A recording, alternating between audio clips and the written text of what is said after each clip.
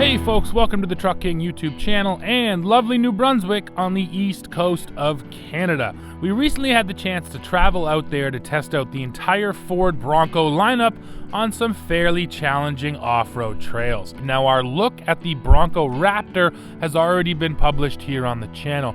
This video, we're going to talk about going deep in the water with this bad boy, the Ford Bronco Everglades. Is this really the gem of the lineup? Well, stay tuned and find out.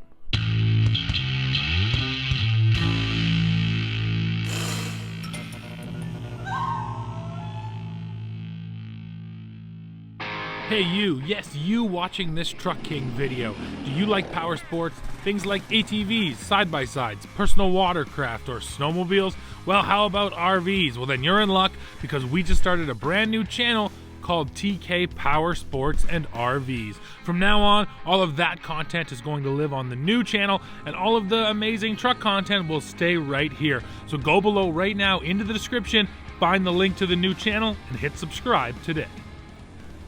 So yes, Bronco is celebrating Florida and Florida off-roading. And what's the Everglades all about? Mud and water. So what does this model get? Well, right away you'll notice that is a snorkel up there. And this Bronco can ford 3 feet of water. Seriously impressive. Now all of the vents on the differentials and the transmissions are also moved up. And then the other big addition is right up front here. You are getting a 10,000 pound worn winch, very nicely exposed. It's using synthetic rope rather than cable. I love that. You can see a little demo of it actually working here. I think what I like about it being so exposed is it's so easy to get to. Easy to get to the free spool, easy to get to the connection for the controller. Really the biggest downside is when you get the winch, you lose your front camera here on the Everglades, so you don't get the full view. But besides that, I think that is a brilliant addition. Now the one other thing I have to mention about Everglades, it's 2.3 EcoBoost only, so you can only get the small engine and the 10-speed auto. That's just how Ford wanted to spec it. So now you've seen the whole lineup of Broncos, and we are lucky because we're gonna drive just about every single one of them on-road and off-road, and then we're gonna tell you, well, should you just get a Badlands? Should you go for the Everglades? Or should you spring for the Raptor? Well, let's go find out. And now, folks, we are off-road once again, but this time we are in the Bronco Everglades. So on this trip, we're really getting a chance to sample the whole Bronco lineup. We spent a whole day in the Raptor yesterday, and now we're off-road again in this other specialty off-road package. And the first thing I want to say about Everglades, Dad, is that I'm just happy that someone is paying tribute to an area that isn't Baja. Like, I love Baja. I've been there. It's amazing. It's incredible. I'm just sick of Baja mode. It's just become so ubiquitous and so common, it's almost not cool anymore. So kudos to Ford for saying, you know what, let's try to celebrate a different area. Let's bring some attention to a different off-roading area. In this case, the Everglades. And what do the Everglades have? Mud, more mud, lots of water, and no hills, right?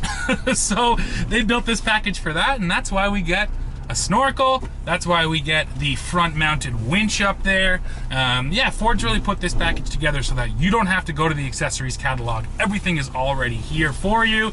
And then the other kind of interesting decision they made with Everglades is this is 2.3 EcoBoost only and 10-speed automatic only. So you can only get the small EcoBoost with the auto in this package. Drove the Badlands and feels just like that basically because they're the same, right? You get the 35-inch tires here, we have the Sasquatch package, we have lockers in the front and the rear. One of the things we don't get in Everglades is the disconnecting front sway bar, but unless you're in some really serious articulation events, I don't find myself missing it. Yeah, you know, Everglades is, like I just said, I think Ford really just wanted to put together a package that would save a consumer from having to go to the accessories catalog, right? Well, thanks, Steve. I've learned a lot about the Everglades. But what I can actually say is that you stole my thunder because I absolutely am happy to see that we're going to celebrate a different part of the continental United States other than just Baja, which, by the way, is in Mexico. Yeah. And the other thing that I find interesting about the Everglades, past the fact that it has this snorkel, is that, yeah, you do get more water fording depth than you do with the regular Bronco. And they haven't just simply said, okay, well, you can go deeper, but they've moved a lot of the venting up higher, like for differential and yeah, transmission, etc., etc. So I believe we can go at like 36 inches. Yeah. I mean, that's 3 feet. 3 feet of water, that's a lot of water. So, quite honestly, this model, to me, is more interesting because, for instance, where we are here in Ontario, or a lot of the guys in Michigan, northern Minnesota, Wisconsin, we deal with a lot of water. Okay, so you don't need to be in the Everglades to have to deal with water. Yeah. So, frankly, whereas the new Raptor is awesome, the width of it is not great in forest trails. So this is a narrower package, and we get into a lot of water, as everybody's seen here on the channel. So I'm actually thinking, if you gave me a choice, I'd go with this one for where we live. For where we live, you're absolutely correct. Yeah, I agree with you. And actually, Ford was thinking about that too, Dad, because the snorkel, you can reverse its direction. You can actually put a plate on the front, and what is that for? It's for snow, because if you drove around all winter long, that thing's gonna get caked up with snow, and then you're not gonna be getting any air in. So, you know, they did do their homework there and made sure that the snorkel was gonna work in all conditions. So yeah, I find myself agreeing with you, although the Raptor it does tend to put a bigger smile on your face. Without a doubt, and it's absolutely cool. However, and then again, you know, so I don't want to keep beating on the price, but for what I'd want, yeah, this works just fine. Yeah, and here in Canada, the Everglades, you're talking about around $70,000. So once again, it's a 30 grand jump to the Raptor. So yeah, you're getting, this feels like there's value packed into it, whereas once you step into Raptor, you're going all out, and you know, the price suggests that. Once our off-road adventure was done and we had the chance to dry out a little bit, we jumped in a two-door Ford Bronco Wild Track, and we had the chance to take in some amazing New Brunswick scenery and one unique experience.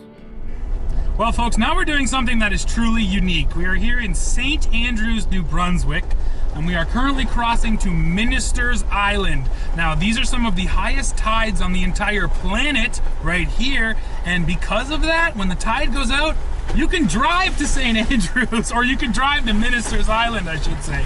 So you can see it now. We're, you know, less than 20 minutes ago, this was entirely covered in water. It's on the ocean floor, and yet you can come out here and drive this. This is cool. This is cool. And now, of course, you're totally bound by the tide schedule. So you can only do this at specific times. And if you don't get back to mainland before the tide comes back in, you're stuck on the island for the night.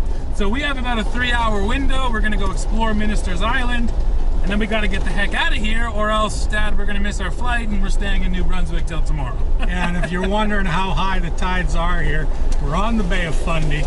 We're talking 40 to 45 feet of water, yeah, in and out twice a day. Yeah, it's wild.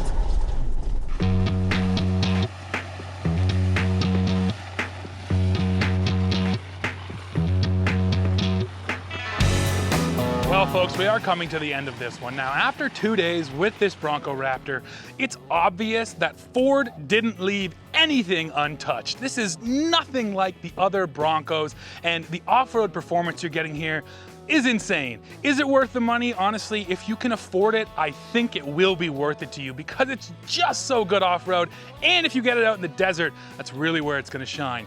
However, I do have to tell you, if I was laying my money on the table, it would be this. This is the Bronco Everglades. Now, I only say that because of where we live. The off-roading that we do is in the mud, it's in the bush, and this thing just fits properly, and it has all the accessories that I would want anyways. So don't get me wrong, Bronco Raptor, absolutely insane fun. But if you're not in the desert, I think this is kind of the sleeper model that's still gonna get you everywhere you wanna go and be a ton of fun. Well, folks, that's it for this one. Now, of course, I need to hear from you. Please tell me, are you buying an Everglades or a Raptor if you have the money? And let me know. Or maybe, hey, just a Badlands. That one's a pretty dang good model too. So go in the comments, let me know. As always, while you're down there, don't forget to hit like, hit subscribe, hit join to become a member, and then come right back here to Truck King to see what we are testing next. See ya.